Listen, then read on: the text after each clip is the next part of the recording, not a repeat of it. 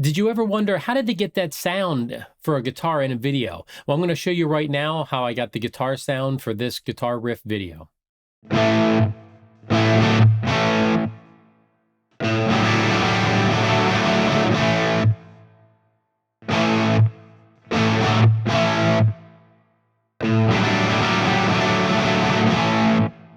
All right, so what I'm using here to record all my guitar riff videos, I'm using Pro Tools. I use the artist version, which is only $9 a month. I think that's quite affordable, and it has all the features that I need. Really, you could get away with just using Reaper or like a less expensive DAW or digital audio workstation.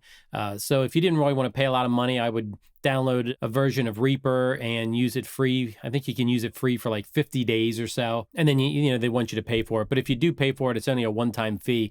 Then you get kind of free updates, probably for life. You know, I can't say. But Reaper's a great program. I'll put the link down in the description if you want to check that out. But I'm using Pro Tools here. And so to do this all right now free, I just have two different tracks.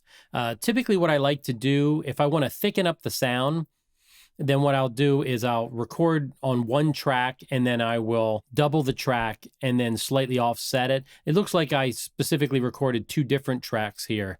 I have a kind of a left and right.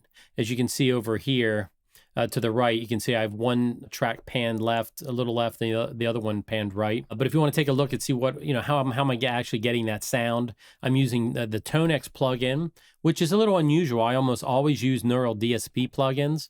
But I've been really into this Tonex plugin since they updated it and they added reverb. They added different effects like a noise gate, compressor, modulation, delay, and reverb. That makes this standalone or this plugin much more usable. Otherwise, you'd have to use it in Amplitude. But now that it has these effects, you can just go ahead and apply them and use this plugin only, which is really nice. So the first one I'm using here, I'm using this Marshall JMP 50 watt. And it sounds like this if I solo it.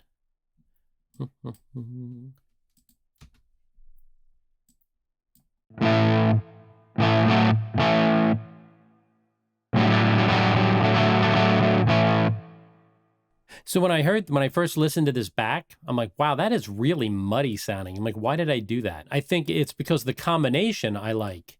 Sometimes I'll mess around with each amp.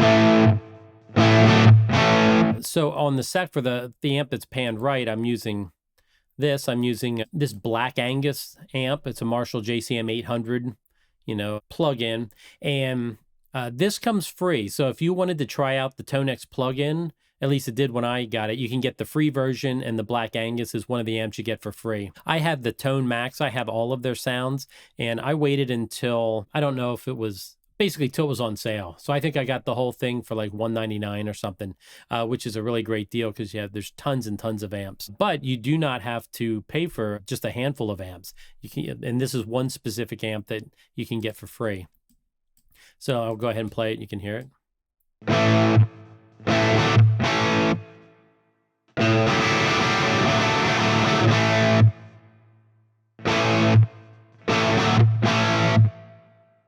To me, that's a really good sounding amp. And then what I do, I almost always use separate amps. If I want to do left and right, or if I want to do, you know, make it sound, I don't know if it's more stereo or basically sound thicker, then what I do is I either double it and pan them left and right and then change the amps, you know, a different amp on the left than on the right.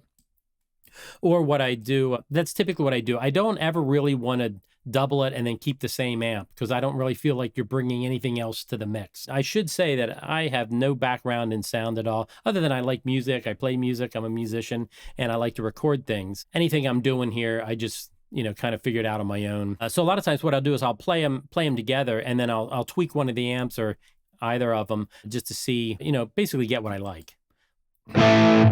This is both of them together. All right, so we have two different amps, pan left and right, and these parts are slightly different, but because I played them separately, the tracks, I think it's a nicer mix than just copying and pasting them and then separating them. That works as well. I've done that on other ones. If I do more of these videos, you'll see that I do that occasionally. All right, and this is a little different. I usually have like an EQ or something on it, but for these, I just left alone. On the master channel, I use this L2. this Ultra Maximizer. I always have that set. And that's something I got, just a plug-in I bought, like Waves Audio. I like it because I always set it at -3, so you're not peaking over -3 dB. So usually I have more going on, but this one's pretty simple. I usually have a couple different plugins going on for each track. I think this is a really good sound that you're able to get with just 2 different amps pan left and right, and just make sure they don't get too loud. One thing, my advice is when you record with these is I'll tend to tone down the treble so it doesn't sound as harsh. I almost always am using whatever cab like syncs with it. I don't use my own IR cabs or anything like that. That's a little too advanced for me. I haven't got into that, but I do use whatever cab is kind of paired with it, and you want to use those so it doesn't sound as bad or kind of overly crunchy or anything. My advice is put on the amount of distortion that you want, and then start dialing back the distortion. The gain, you see this gain right here is the whole way back to whatever that is, 4.25 or something. So put on what you think you need and then start dialing the gain back. When you have 2 different tracks, 2 different amps going, you'll find that you don't need as much because you have 2 different amps. So start dialing everything back. And kind of use as little distortion as possible. That still sounds good. I think what you'll find is the less you use, it still sounds fine, and you don't, you didn't need to have all that distortion. So this is just my quick setup. If you have any questions about this, or if you want to see more, make sure you leave a comment down below and let me know, because I think some people are going to find these interesting to see what plugins I'm using and how I go about, actually recording them. And if you have any questions, let me know. If you enjoyed this quick video of how I got the sound, I'm going to be doing more of these. So you may want to subscribe to the channel so you can get more of these videos. I also have a lot of guitar lessons, a lot of guitar riffs and licks and things like that you might be interested in. So consider subscribing to the channel, and thanks for watching.